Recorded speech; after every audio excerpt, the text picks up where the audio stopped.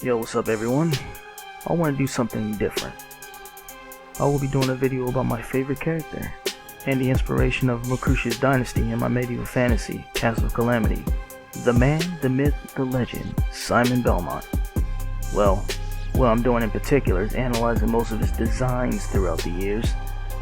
I say most because if I did all of them, I'd be here forever, and nobody wants that. Roll it.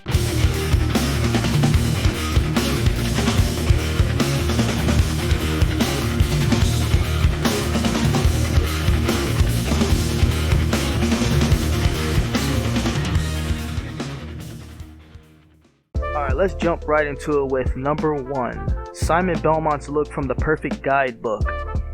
What we have here looks like a long brownish tunic with a mint green and violet cloak.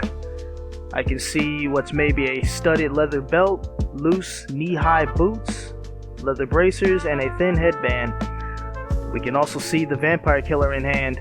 He's not heavily equipped, as we can see. This early Simon reminds me of Link to the Past Link, to be honest. I gotta say, his feet must be made from tungsten if he's rocking those boots. Doesn't look like there's any cushion in those. Look at my boy here. Just murked the boss and is in the process of stuffing their soul orb in a bag of holding. Anyway, being this lightly armored is telling me this guy has high confidence in his fighting prowess.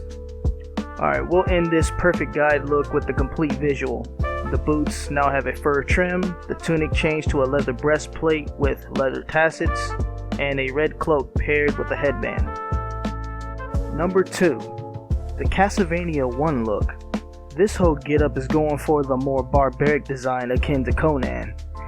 Here we have a hard leather breastplate with 2 clasps, a leather pauldron, and a form-fitting undershirt. Next are leather tassets, brown briefs, boots with a fur trim, brass or bronze or leather studded bracers, and a hard leather headband adorned with a gemstone on the forehead amidst 2 crosses. We can also see that he's box art blonde as well. He's equipped with a sword and a vampire killer. This design screams, "I'm fearless." This Simon Belmont is a hardened man that puts his skill at arms before defense when he's confronting Count Dracula's forces of fiends and demons. I'll end this look with his canon design from Portrait of Ruin's Greatest 5.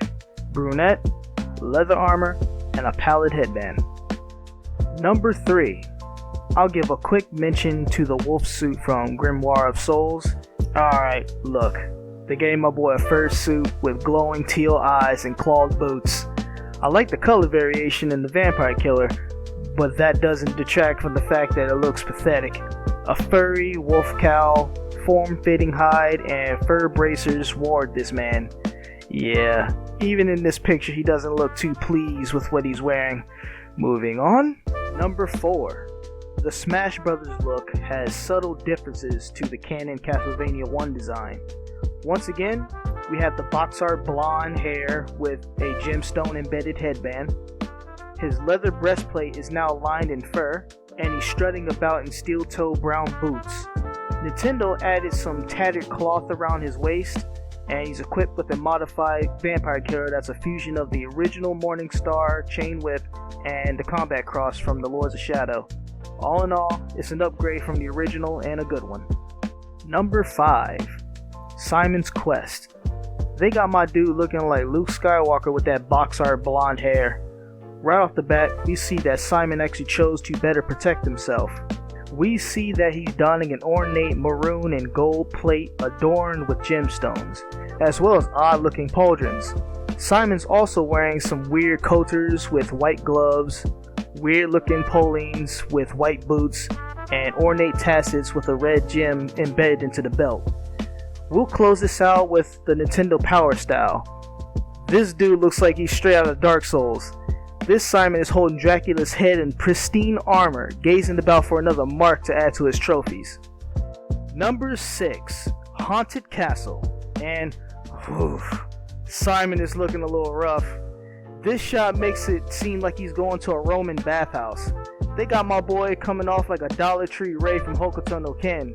He looks like a great value Marth about to do some back alley business that involves knee pads and waist high dumpsters. Alright, from what we can gather, He's got blue hair with a gilded band, light sea green tunic, and white wraps about his wrists/forearms. To be honest, I can't tell if that's armor or not. Now, in this sprite, it appears to be more akin to armor. Let's clean it up with the revisited version. Alright, that's better. It seems like basic dark leather armor, dark bracers and boots, and he's equipped with a short sword. Well, it's better than those early shots. Anyway, number 7, Super Castlevania 4. Right from the jump, we have the box art blonde hair and headband. Now for the armor. Jeez, I think Perseus may be wearing more armor than Simon. From the box art, he's donning a breastplate with pauldrons and no placard, leaving my boy with the midriff exposed, small tassets, and Roman sandals. Not gonna lie, this is probably the scariest Simon. Think about it. This guy is marching through a legion of demons, monsters, and devils before showing up on Dracula's front porch damn near naked while holding a whip and a list of reasons to be there. This man has nothing to lose or fear. Okay, outside the box art, we pretty much have the same except for the color scheme switching to blue steel plate, pauldrons, bracers, tassets, odd boots, and even stranger gauntlets. He's even got a studded cobalt headband. You see Dracula's face back there? That's the face that says, oh shit, he's actually here? Where's his clothes? Anyway, this design is slightly more armored than his Castlevania 1 attire, but having no placard is like he's looking down the barrel of a gun and saying, hey, squeeze it, nigga! Number 8, Castlevania Chronicles Arranged Simon. We'll start this one by pointing out the fiery red hair and the soft facial features. Not gonna lie, the first time I saw this version of Simon, I was looking for boobs due to how feminine this design looks. We are greeted with a patchwork-like armor set, like a form-fitting studded leather plate and choker, girdle over half of a red jerkin complete with black fur mantle, and almost elbow-length fingerless leather gloves. About his waist is a big, whitish snakescale belt, and he's also wearing studded biker spats with leather strip tassets. We'll finish out this design with knee-high brown boots trimmed in black fur. He's equipped with a tangled vampire killer and a longsword. Truth now, I hate this version of Simon Belmont and will always hate it. Its cheeks, buns, and atrocious. Moving on. Number 9, Castlevania Judgment. I'll keep my tone light about this monstrosity. We are greeted with red hair and a man with a full body tattoo, including the one on his neck. The Judgment attire seems to be going for more of a extreme gothic flair.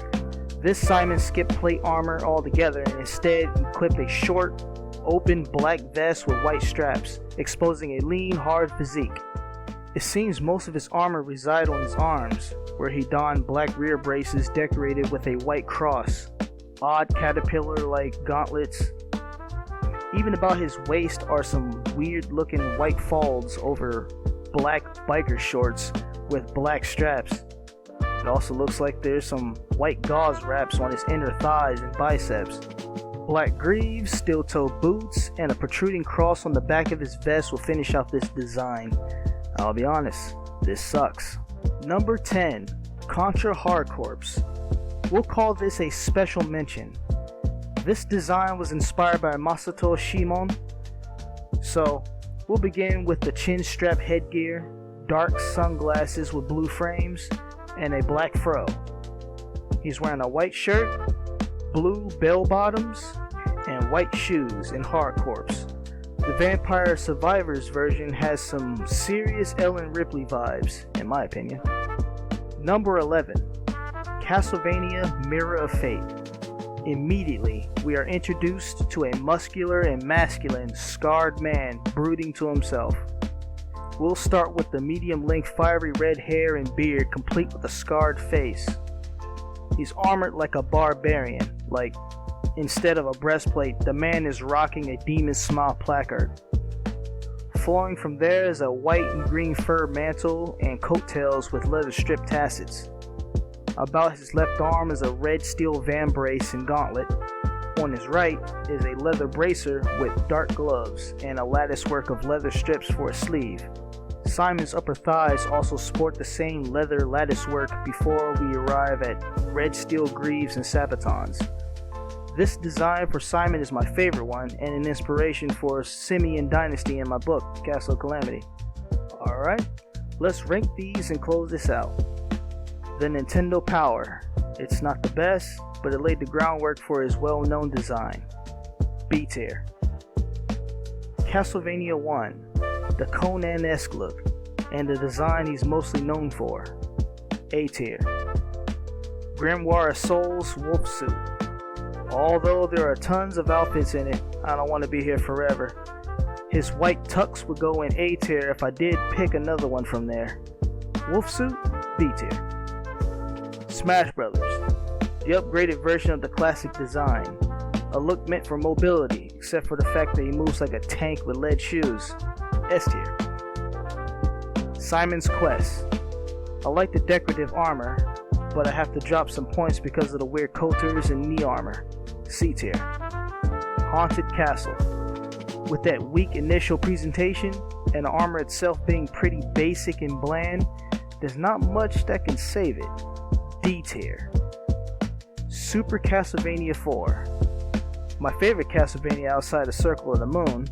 Despite that, Simon didn't have the best looking armor in it. C tier. Chronicles.